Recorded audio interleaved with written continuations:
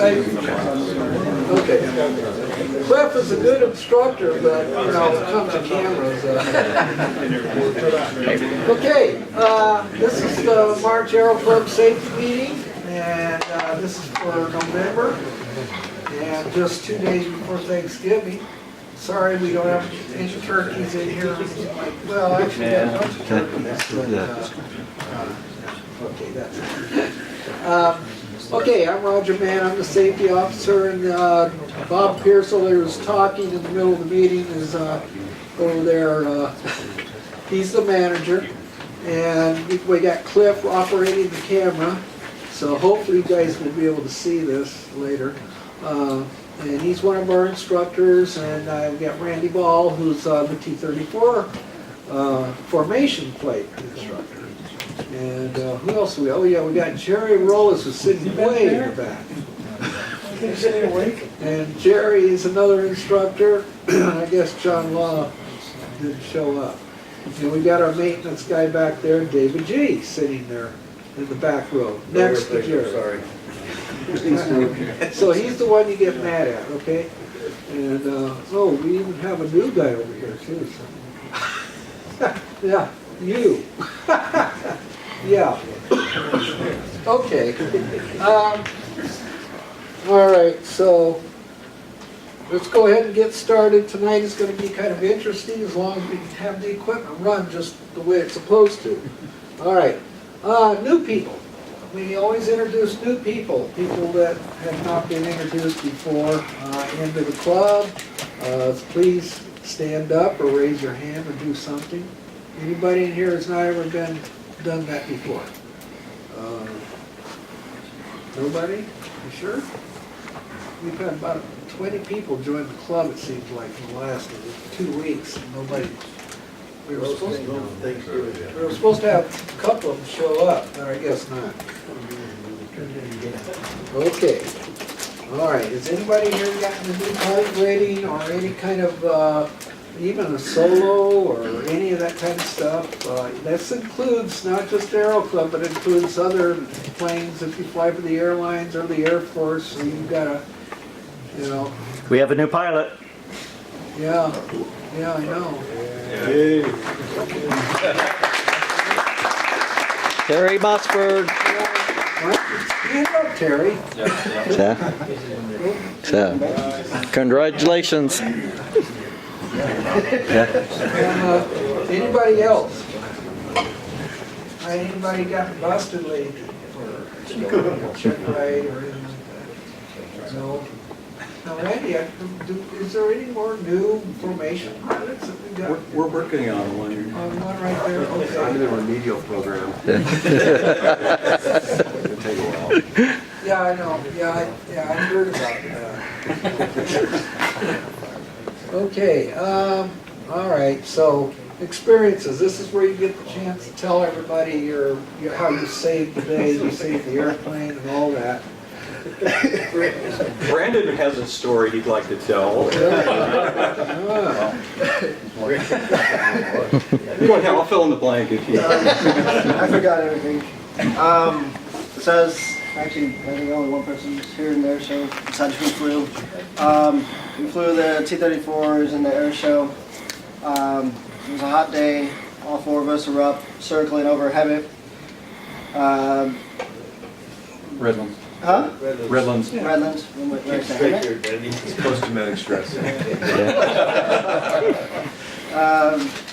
Air boss calls us in, go hot, and Randy starts turning inbound.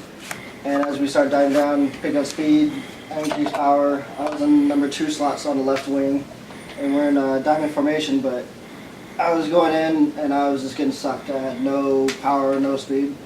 I didn't know what was going on. Tyler was number 4 next to me, so I called for 1.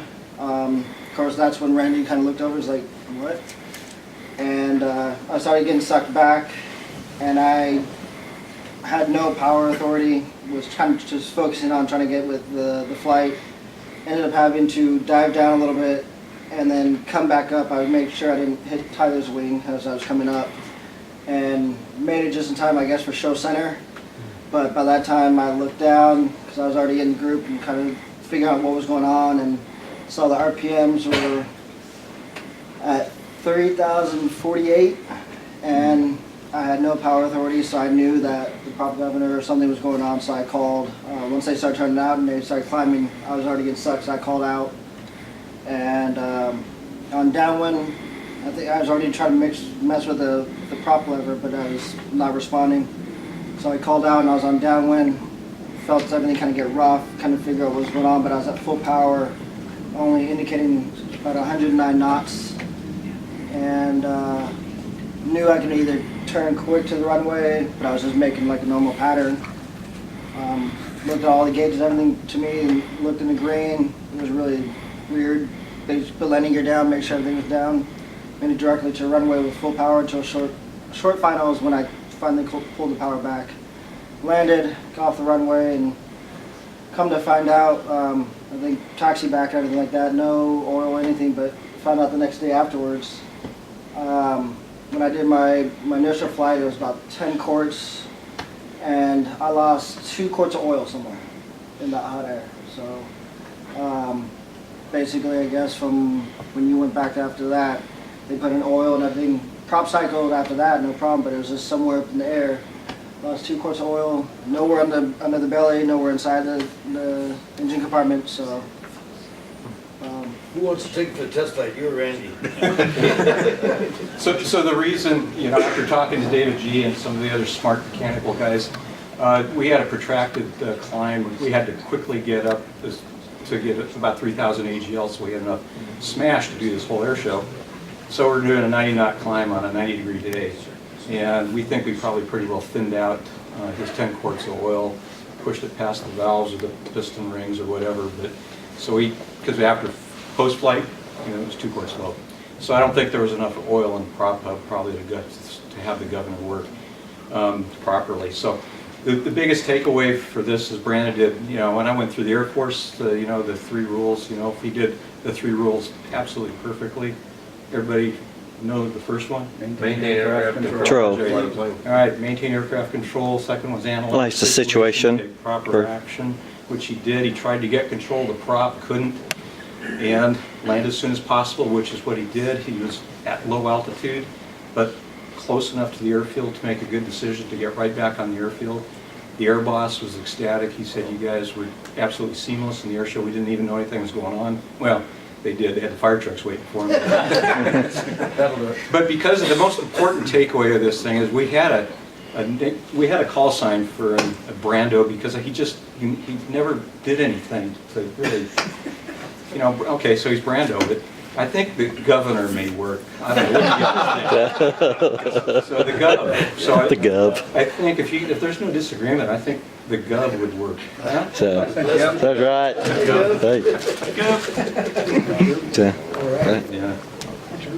So you got a new name. That means you got to stand up and introduce yourself as a new person. All right, thanks, Randy. Randy, you had no trouble with coming back at all, though, huh? No, we're fine. I thought it was a bad write-up myself. I wish it was too. Okay, let's see, let's move on. What we're gonna do is, Bob's gonna have to talk to us, so I guess we gotta put up with that. And then tonight, we're gonna have a special guest speaker who's gonna talk about loss of control in flight. Very, very interesting. It's got some fascinating things. We're gonna try to watch a video, bear with us because we're not gonna watch the whole video because it's about an hour and a half long. So we're gonna kind of run through it and just kind of set up to the places on it that we think that would be applicable to us here in the Aero Club.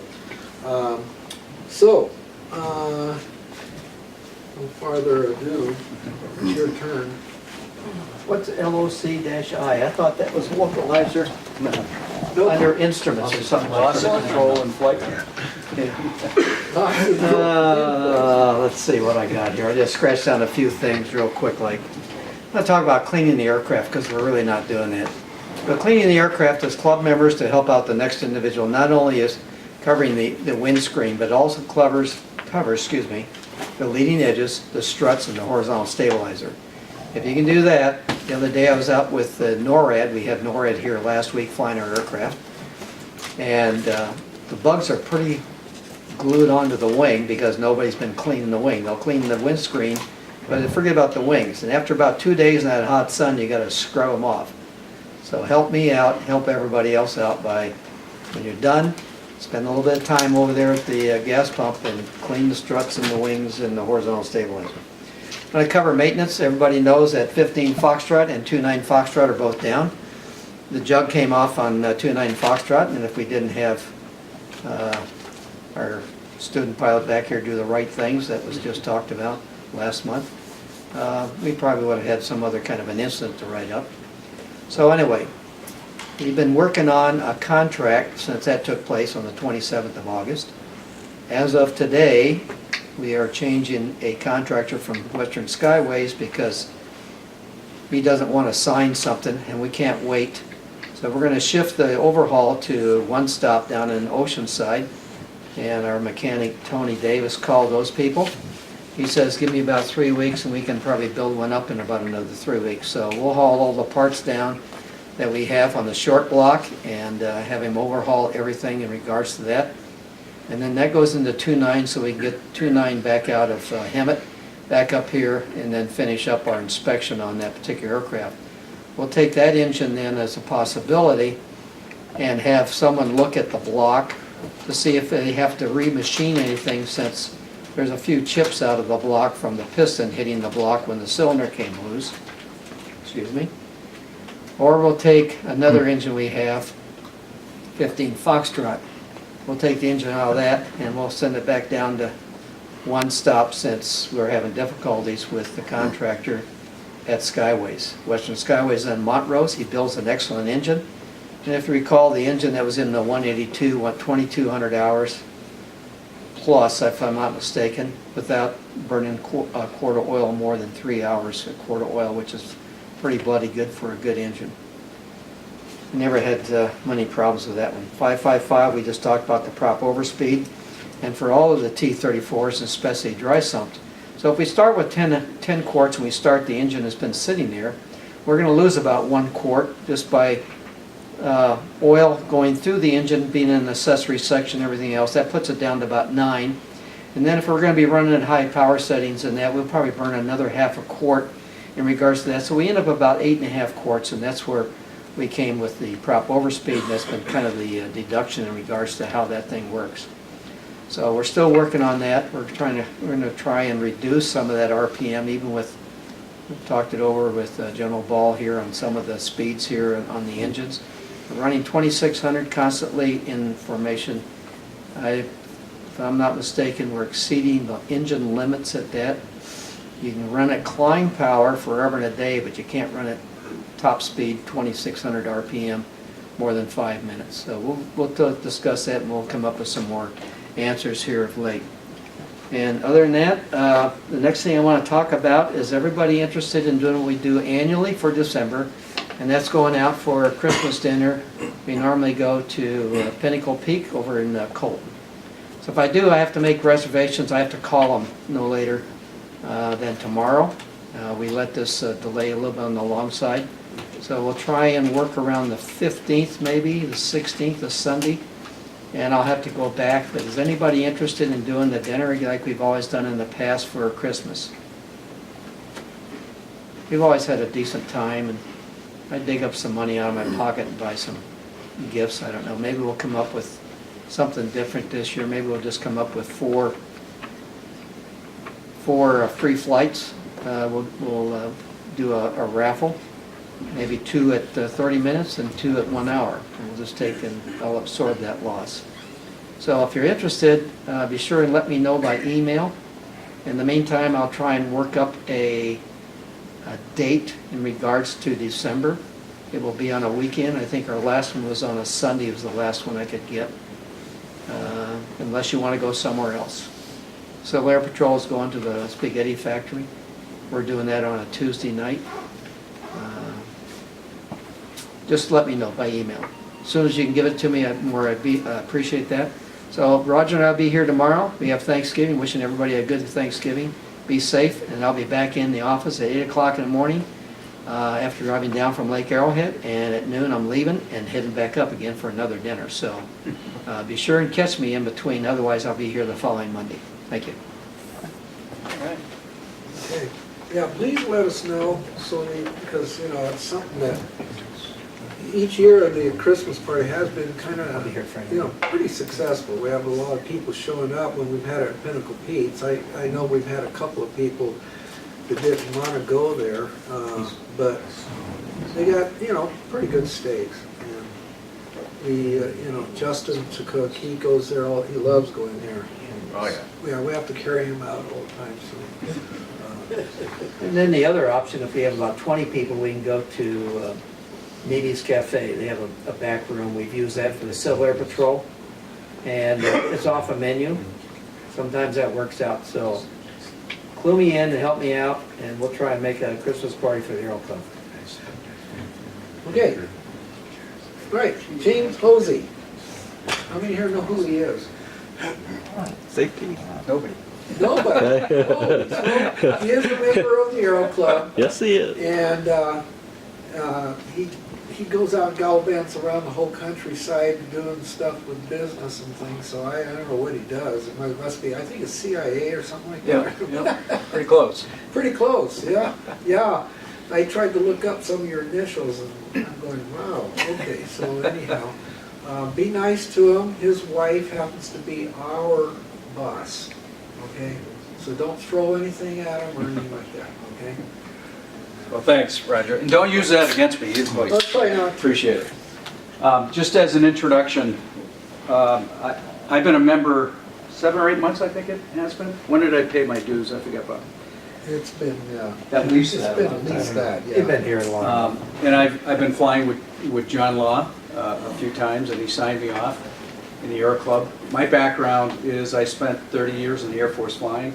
I'm an operator. I flew C-130s for 10 years and C-5s for 18 years out of a base in Massachusetts, Westover Air Force Base. And my civilian job was flying for a Part 91 operator, which was CVS Pharmacy. I did that for 15 years, ran that department, and stepped down from that job, it'll be 5 years at the end of this year. I'm a trained safety officer.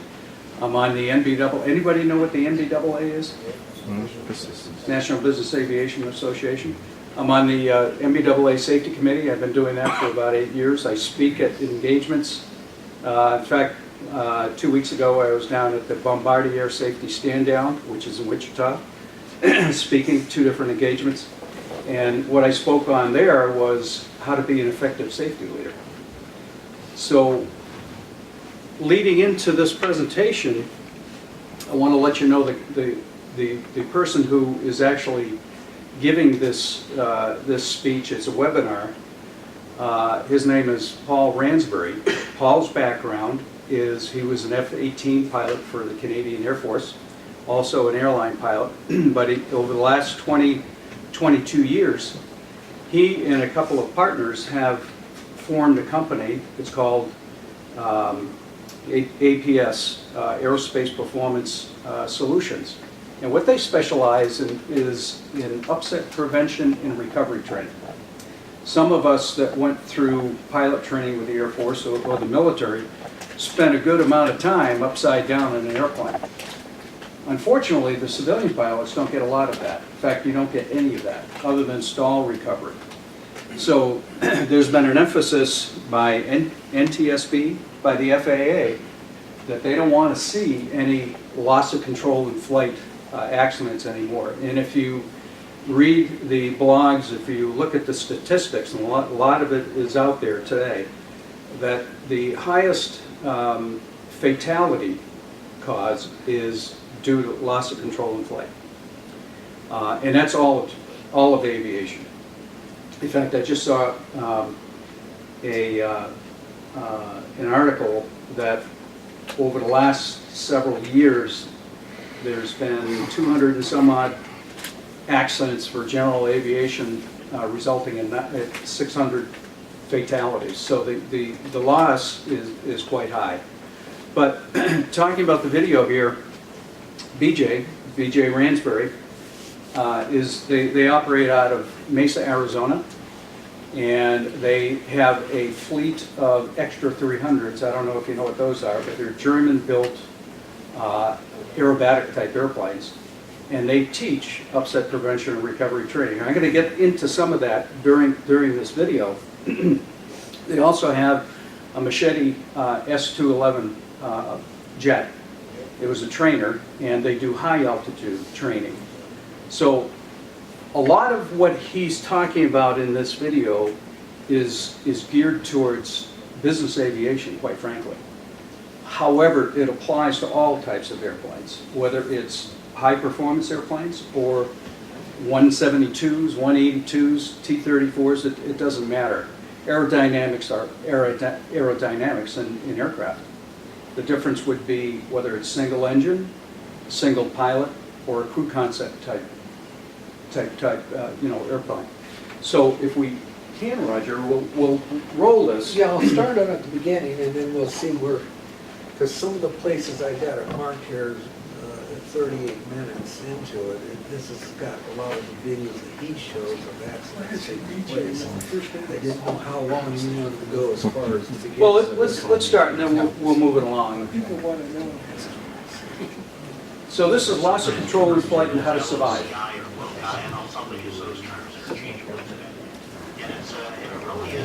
Great opportunity, and I congratulate everybody who is here on the seminar today of taking time to come and learn a little bit more about modernized upset prevention and recovery training and loss of control like forward flight intervention. So without any further ado, here's my coordinates if anybody has any questions that we can't get to today.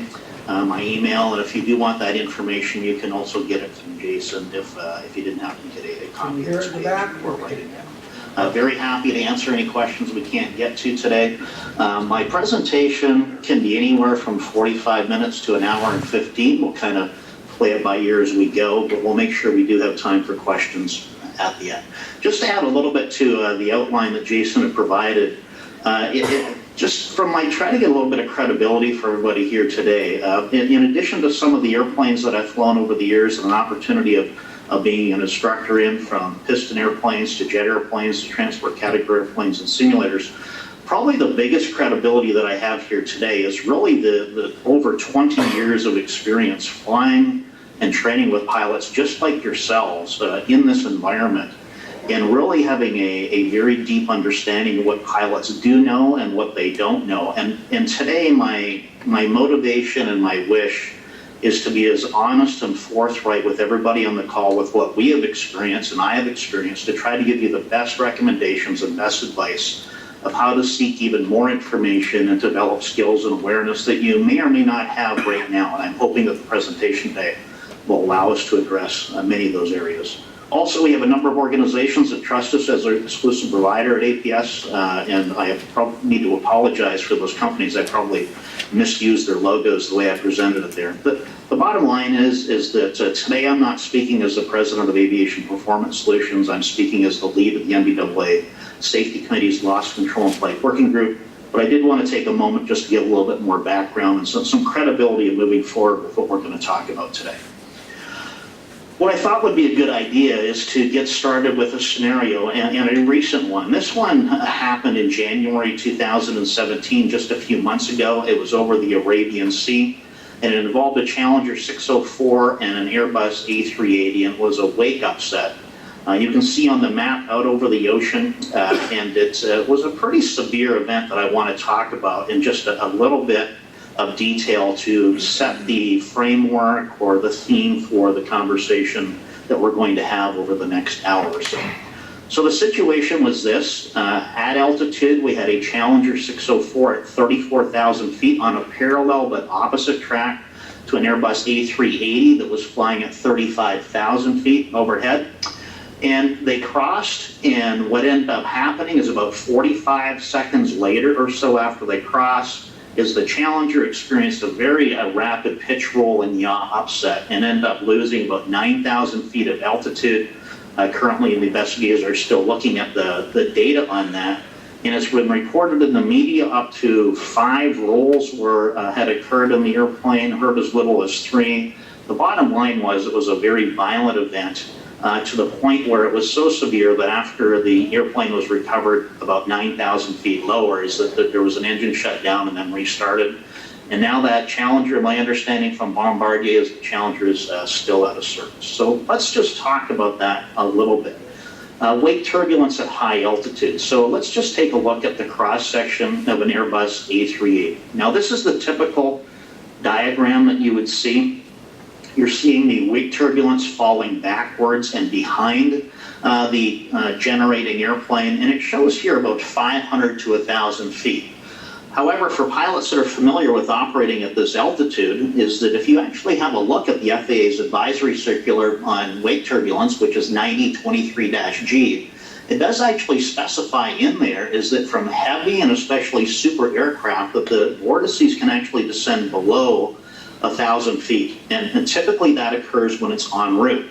Now, if you take a look at the distance that we have here, is that you can see that the Challenger, about 15 miles or so behind the airplane, that seems like a long distance because we're normally used to thinking about wake turbulence in the terminal area or on approach to an airport, and the numbers always seem a lot smaller, anywhere from 3 to 7 miles typically is not uncommon for us to be thinking about. Now, the reason why the number's so big here is if you think about it, is if the airplanes are generally traveling about 8 miles a minute each direction, it kind of makes sense that when the Challenger encountered the wake, about 45 seconds to a minute later, that in fact it very nicely overlays onto this particular depiction that we are looking at here. If we take a look at it from head on with the Airbus, what the vortices here are representing is not the entire vortices. What's showing here in the diagram on the right is the high energy vortices that have a tendency to sink at altitude and sort of stabilize about 75% of the wingspan or so of the generating airplane. And sure enough, if you take a look at the little Challenger there, is that flying right into the heart of it, and you can see the rotational direction of the vortices, a pretty severe event. And I'd just like to put a plug in at this point that we're going to be talking more about this at BASE, the NBAA meeting coming up here in October. And if anybody who's on the call is going to be going there, that's going to occur on Thursday, on October 12th. And that will be part of the National Safety Forum. So this event had a very severe consequence. Now, everybody survived, but it wasn't pretty on the airplane. If you take a look at this picture, before and an after picture, the picture on the right was issued by the Flight Service Bureau, and you can see that it was pretty extensive damage. And in the report by Aviation Week, we're looking at anywhere from 1.6 to 3.2 Gs of fluctuating oscillations in that particular encounter. So a pretty dynamic and I would say probably somewhat terrifying to the crew and the passengers when this occurred. So what I'd like to do now is I'd like to go ahead and take a look at a video that was developed. And what it is it's a depiction of one potential way that this particular airplane upset could have happened. This particular airplane is a Marpetti S211 jet. It's a high-altitude swept-wing jet trainer. And what's going to happen, there's 2 scenes here. One of them is going to be a wake turbulence encounter where the pilot reacts by pulling and rolling. And in this scenario, you'll see almost the exact same amount of altitude loss and airspeed gain that we see in the event. Now, to be very, very clear, this in no way are we trying to imply that this is what happened in the A380 Challenger. It's just one way that an airplane could transition from this particular altitude down to another and experience the G-forces that we had seen. When this clip ends after about 45 seconds, what we are going to do is we're going to go to another clip starting the exact same situation with the pilot in the back being surprised again by an unplanned wake encounter on a different flight profile, and where the pilot slows things down, takes an opportunity to mitigate the situation and recover the airplane.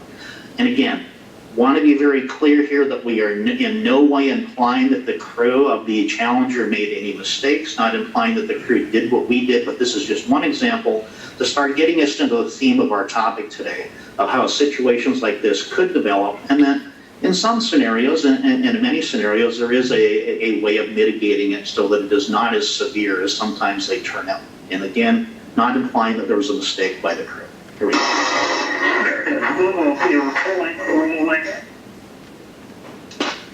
And here's the loaded roll going down, descending, over 10,000 feet per minute, nearly 20,000.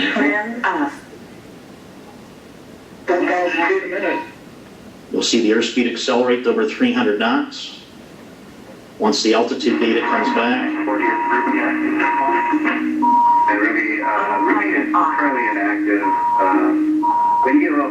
we'll see about 9,000 feet of altitude. There we go.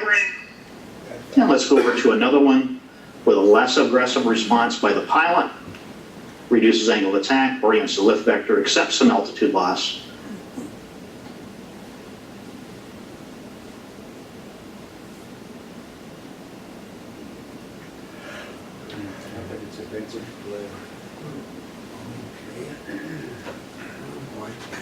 Here we go.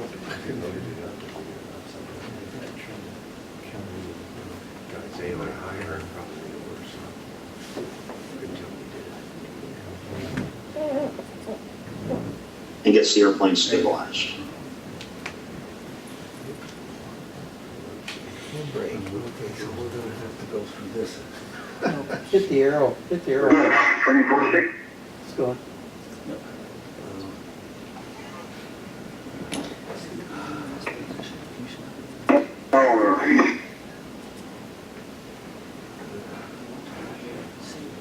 What he's doing is going through the steps to recover. And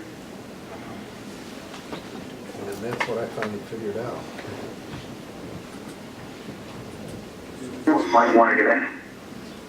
Huh. Okay, it must be, it's the internet is what's doing it. The APS teaches that a specific not gonna. I guess it's not gonna do it. Yeah, it's They teach a specific discipline for recovery. The Air Force had, a multi-step recovery procedure. Their procedure is actually very simple. It's push, roll, power, depending on the orientation of the airplane. But those three steps actually can get you out of a loss of control in flight situation. Obviously, if you're in a dive, if you're in a spin or something like that, you still have airflow over the wings. A lot of this gets into aerodynamics, and he actually talks about that. But he keeps repeating the recovery procedure, which is push, roll, and power. So that's where I really wanted to get to on this presentation. For some reason, it's not working right. Yeah, the thing is buffered almost all the way to the end, and yet it doesn't want to play. I don't know if that's because of our threat. And address those mitigations, and then finally like to close up with a risk assessment and really trying to call everybody to action on the call here today. Take appropriate steps to become more educated and knowledgeable in this very dangerous area of aviation that we all live in. So let's go ahead and start with the threat. So before we can really get into the specifics of the data, let's actually define the word and the term loss of control in flight a little bit more. So there's a few definitions. The one we see here is by ICAO and CAST and EASA, is an extreme manifestation of a deviation from the intended flight path. Another one that we often hear in the media is an adverse flight condition placing an airplane outside of the normal flight envelope with an inability of the pilot to control the airplane. So I would submit to you that if we wait for an airplane to get into true loss of control in flight, that is far too late.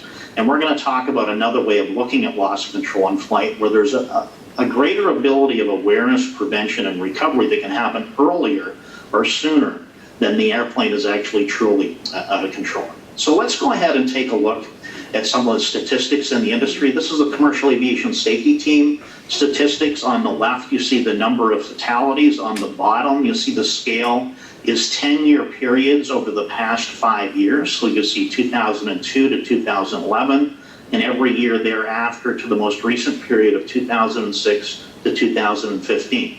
And we're going to show the top 3 threats: loss of control in flight, which you can see at the bottom, LOCI or LOCI, CFIT, controlled flight into train, and then Romeo Echo is runway excursions. So first period, we can see that loss of control is number 1, and again in the second period, third period, fourth period, and fifth period. And as you can see, that the extrapolation, if you take a look at the dotted lines, is we can see that both runway excursion and controlled flight into train is tending to decrease or to be diminished over time. Now, fortunately for controlled flight into train, much of that is coming from technology advancements with situational awareness tools for pilots. But if you do take a look at the loss of control in flight line, it is still horizontal. In fact, that is a very small increase, even despite the good report in the last period. So loss of control in flight is a challenge to the industry because it isn't easily solved by technology interventions. Now, us, like you, are very, very interested and want to integrate technology to help mitigate this threat. However, at this point in time and for the next foreseeable future, next few years certainly, is that there's no immediate intervention to technology that's going to solve loss of control in flight. The pilot is going to have to intervene and be involved at some point, most likely. And so loss of control is statistically the most lethal threat to air safety. Now, what I'd like to do now is I want to talk about the sectors of the NBAA membership, or generally the people flying in business, corporate, of Part 135 on demand, to put some definitions out there. So we're going to be talking about some statistics related to 3 separate areas. The first one is going to be business. So you're a business operator, and according to these definitions, if you're really, you use an airplane to further your business and you're not using a paid flight crew to do it. So that would be you using your own airplane, for example, to travel, but if you're using that to work, but if you're using that airplane for personal services, then it would not be a business operation. Next one is corporate executives, which are individuals and groups that are using transportation to the flight, a paid flight crew, much like a corporate flight department.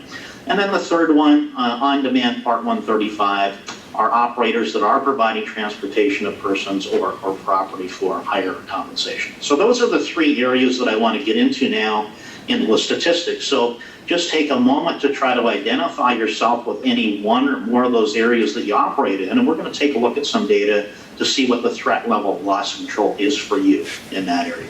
So overall, if we combine the data, the NTSB did an analysis earlier this year in 2017 in preparation for the NBAA Safety Committee's risk analysis that's done in January of every year. And this information was presented by the Honorable Robert Somwald, and we can see that loss of control in flight for this combined category is still the number 1 threat that we see here. You can see the darker bars are fatal accidents, and then the lighter bars are fatalities, of course, both of which indicate the severity of the threat. What I'm going to do now, though, is I want to break this apart a little bit so you can actually see your particular area and how it might apply to you. So if you take a look along the bottom axis, you can see that we've broken up on-demand Part 135. Then we combined business corporate, then segregated business on its own, and then corporate executive for those corporate flight departments. And at the end, broke it up by single pilot and crew. So how we interpret this is as follows, is that the percentage of accidents that were loss control in flight, so over that period, 2008 to 2016, is what the blue box represents. So anywhere from 7 to 11.9%. And then the magenta large boxes, the larger ones, the reddish box you're seeing there, depending on your monitor, is showing the percentage of those accidents that were fatal accidents and due to loss of control. So averaging this out overall, it's typically about 1 in 10 accidents are related to loss of control in flight, but around anywhere from 30 to nearly 50% of the fatalities or the fatal accidents are loss of control. So this gives you an idea. One thing I'll draw your attention to, though, is in this particular data, and it's not always this way, at least not so dramatically, we can see that there's a big advantage in a crewed operation compared to a single pilot operation. So this is an unofficial analysis of the data presented by the NBAA Safety, the NTSB in 2017 in January. And that should just kind of give you an idea of where you fit and what the threat looks like for you. We're looking as the working group with the MBAA as to analyzing this in more detail later this year, and we'll represent this next year once we get to a more detailed analysis and confirm this a little bit more moving forward. So if this information is helpful to you, we'd like to get that feedback to make sure that we're putting that out to the industry. Okay, so hopefully that has put the threat into perspective for everybody.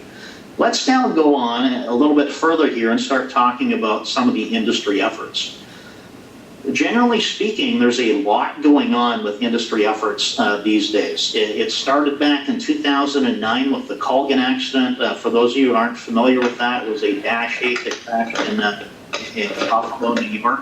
It was in 2009, and the families of that event got together and did a good job and a very powerful job of influencing Congress to make changes to training. And part of that training, all of us think of it as the 1,500-hour rule, but also integrated into that, it started a big, large, very serious process with the global agencies around the world to develop mitigations to loss of control, because in that same change was stall and upset prevention and recovery training. Okay. So remember earlier that I had talked about how true loss of control in flight is too late in the process. So this is where the definition of the airplane upset comes from. So what I'm going to talk about now is a definition of the airplane upset that is sourced from the Airplane Upset Recovery Training Aid Revision 2, which has now been adopted by ICAO, and the FAA is using it in its circulars related to loss of control or upset prevention recovery training, such as AC 120, 111. And here it is that what it talks about is though some values may change based on the type of airplane, is generally speaking, an airplane upset can be defined as 25 degrees nose up, 10 degrees nose down, and 45 degrees of bank. Now, an important aspect of that is that we can be within those parameters, but at an inappropriate airspeed for the condition. And another part of the definition that is unintentional situation. So if you're intentionally on departure in your airplane for whatever reason going to 30 degrees nose up, even though it exceeds the 25 degree parameter, it isn't technically an airplane upset because you're intentionally doing it. Same with MAG, same with nose low pitch. The nice thing about this definition is the fact that it gives you some hard data for you to know when you should be intervening in a situation that has exceeded those parameters. So people who are not fighter pilots or aerobatic pilots, if you think about your operation day in, day out, and you're operating the airplane generally the way you were taught in your licensing training, think about the amount of times you're actually outside of those parameters. Very often it's very little to never. The value of this definition is it's going to help you to understand when it's time to take action to mitigate the situation, to return the airplane back into the heart of the envelope.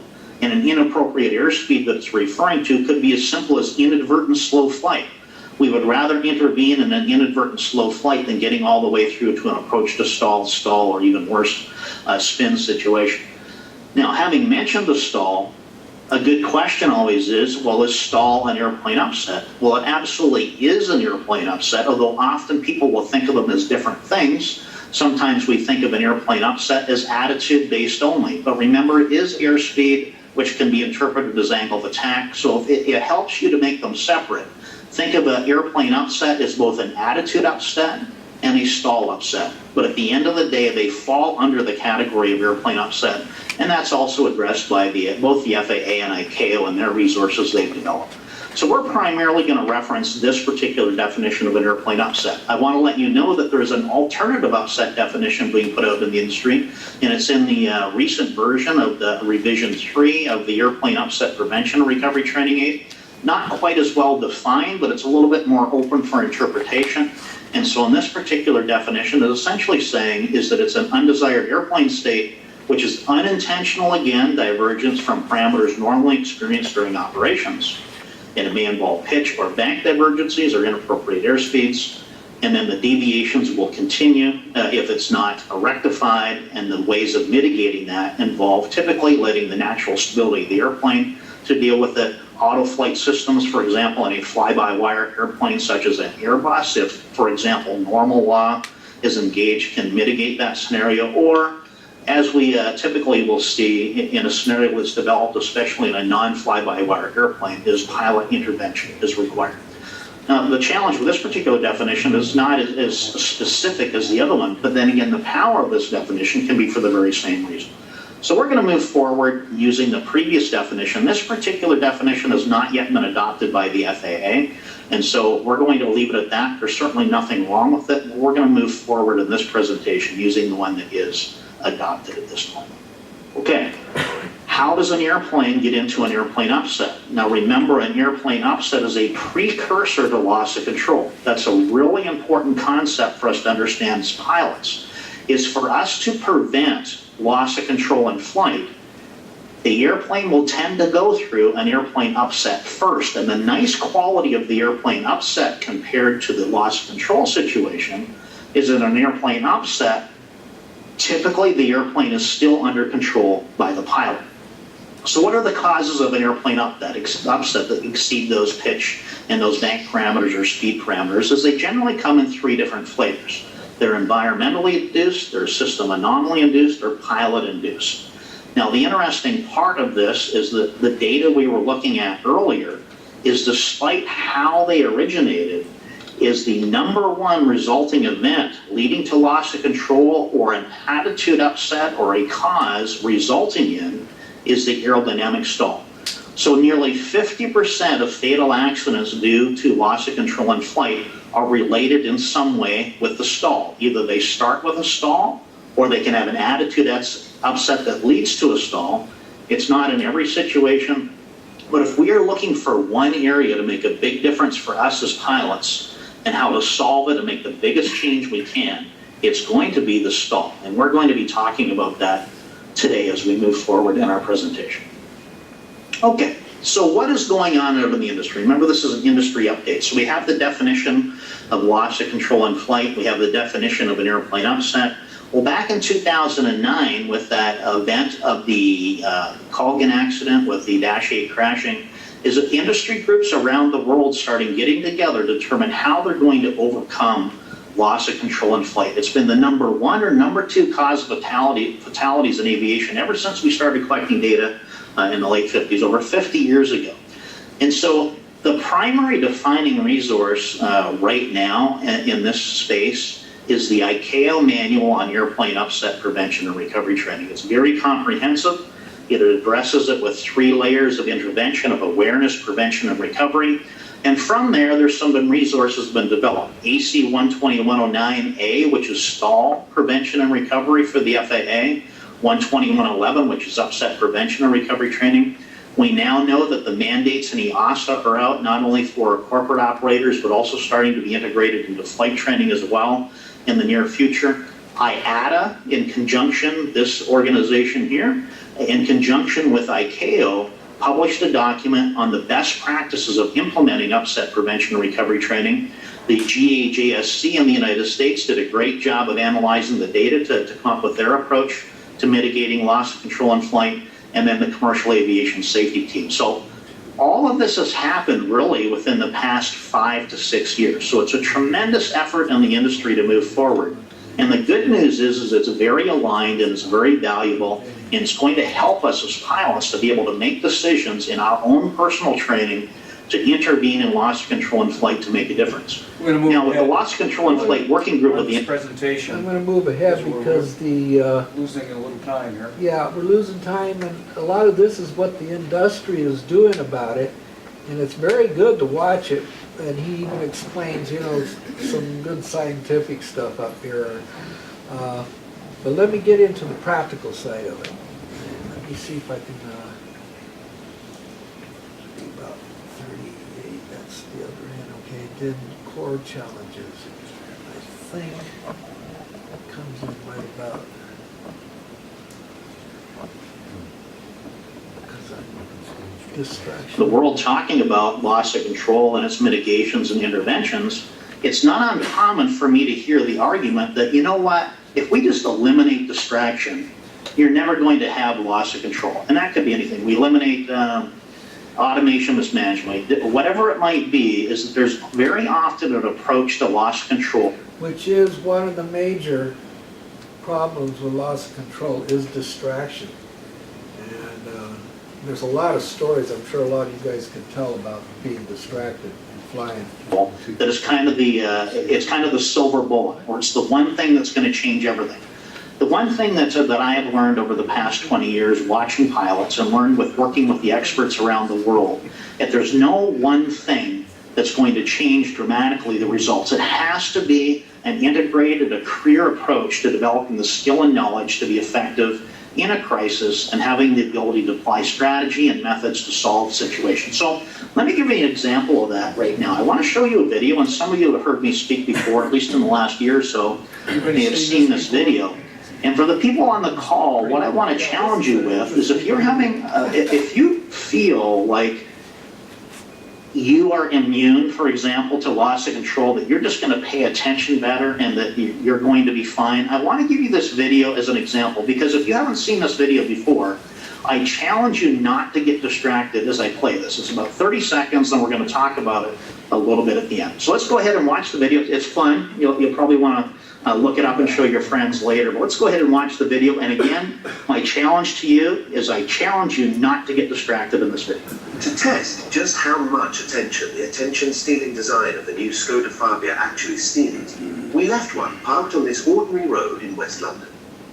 We wanted to see if its sharp crystalline shapes, bold lines, and lower, wider profile would attract the desired level of attention. Will the 17-inch black alloy wheels stop passers-by in their tracks? Will the angular headlights attract the attention of other road users? Will a crowd gather to check out its fresh and sporty look? Well, not quite. But did the attention-stealing design distract you from noticing that the entire street has been changing right before your very eyes? Don't believe us? Have another look. Did you spot the van changing to a taxi? How about the scooter changing to a pair of bicycles? Or the lady holding a pig? Let alone the fact that the entire street is now completely different. Didn't think so. So there we have it. Proof that the new Skoda Fabia is truly attention-stealing. Other than being an awesome commercial, that is actually a really fabulous resource for us to think about. Is if we think about what matters, that video is a good example of distraction. In other words, if we are focused on the blue car, which is the car in the advertisement, and that's what matters most, for example, if that's the attitude indicator and we're not being distracted by the other stuff, then that is a great example of us having the ability to not get distracted. The problem is, though, as human beings, as pilots, is what if the blue car is not the important thing? What if we are focused on the wrong thing for just a few seconds? A tremendous amount of change can happen in really critical areas that we may miss. So the idea that just avoiding distraction can be flawed for that respect.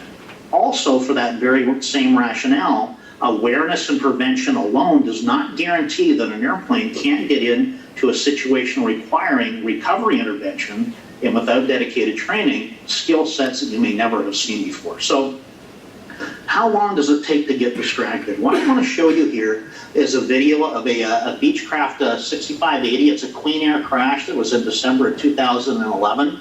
And it ended up killing a number of people. And the sad part about this is that my understanding from the accident investigation is the airplane had a mechanical issue with the engine. It was the left engine. They were at low altitude trying to return back to the airport, and you'll actually see the airplane turn in to the lost engine or away from the good engine, which is inherently a skidded flight condition. And see how long it takes for this distraction or inattention to cause a really ugly situation. Let's watch it.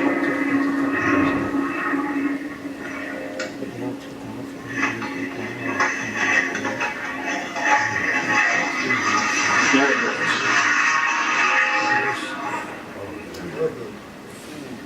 Is that the Riverside? No, I don't. Very, very, very sad. The worst part of that is that we crashed right into a school. Over 20 people, 14 people were killed, 20 injured. 50 houses were set on fire due to that accident, so a very, very bad situation. The point is that it doesn't take long in certain combinations of events. Typically, they're escalating scenarios, the error chain or judgment chain is growing, to just a few seconds of inattention can be a scenario where we don't have enough time or knowledge to recover in that situation. I would submit to you that there was no way probably for that airplane to survive once the airplane started into the skidded turn stall in Overbank. They were just 200 feet above the ground. The only way to survive that particular accident most likely would have been an awareness and prevention intervention of understanding the condition of the airplane and turning, for example, towards the good engine to be in an inherently slipping condition, as opposed to a skidded turn, which if stalled will flip over just like we saw there. Okay, let's go ahead and take a look at a skidded turn traffic pattern stall in another airplane just to see what can happen to affect recovery, to see if the recovery is. But then I want, at the end of this video, I want to give a reality check on the value of recovery, which I've already hinted at already. So let's go ahead and watch this. This is an S211 again. You can see the altitudes at about 10,900 or will be at the start of the event. And let's just go ahead and watch this. So this is a jet airplane doing a skidded turn traffic pattern stall, essentially identical to what we just saw, but at safe altitude to perform an effective recovery. For now, the scenario, we're on a circle land approach. All right, we're on the downwind above the turn base. We're going to configure 148 gear down. 145 flaps, we're going to go to takeoff. We're going to stay there for maneuvering. And I got the power set at about 65%, which is a pretty normal approach power setting. And I'm going to start my turn, coordinated turn about 30 degrees of bank. And what I'm going to do now is I'm going to start feeding into bottom rudder. Okay, now put your hands on the controls with me. Okay? Watch how the ailerons have to go way to the right. Can you see that? We're heavy inside water. Balls to the high wing. We're tightening our turn. The real wind we want out of here right now. Would you agree? Yeah. Here we go. Let's go right into it. Recover. Push. Roll. Power. Now, there's that inertia. Really bringing the nose up. Pitch, power set. Positive rate, gear up. 137 flaps are coming up. Gears up, flaps up, speed brakes in, trim set, recovery's complete. So in that particular event, we have to think about what our response is going to be as a pilot. Is that our goal in being safe from loss of control in flight is not to be skilled at getting into a stall in the traffic pattern and missing the ground by 50 feet. Our goal in upset prevention and recovery training is primarily prevention. We don't want to be there in the first place. We have a deep understanding of the escalation of an event and intervene early. So in that particular scenario, perhaps inadvertent slow flight, understanding the heavy inside water, the ball to the high wing, are all factors and red flags that could lead us to a situation. Having the awareness of how we're getting ourselves into harm's way. So, one of the things that we see time and time again, and again, this is where I want to be very forthright and honest with everybody, is that if somebody you know, or perhaps even yourself, if you have a belief of getting into an airplane upset and you think you're just going to figure it out, We're going to continue this, okay? If you want to leave, you can leave. Just make sure that you have signed the register, you know, and Cliff has got it right there. This actually does go on quite a bit. That airplane, by the way, I have flown with BJ. It's a great airplane. I've also, when I was at CBS, every 3 years, we went to their program out in Mesa, Arizona for the upset prevention and recovery training. Great program. I'm not here to promote that, trust me.